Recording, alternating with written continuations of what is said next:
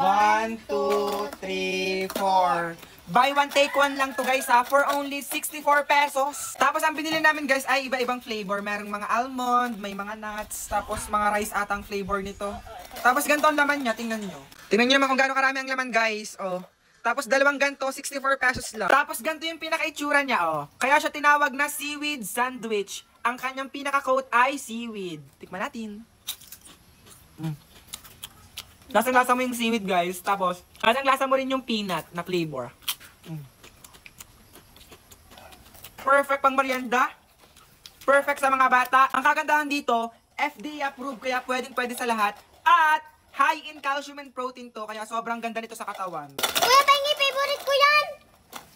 Isa lang ha. Isa lang. Grabe ka naman. Mamaya kakainin mo na naman lahat. Order ulit kita. Buy one take one naman ito. Kaya guys, sa gusto mag-check out, nasa yellow basket lang namin.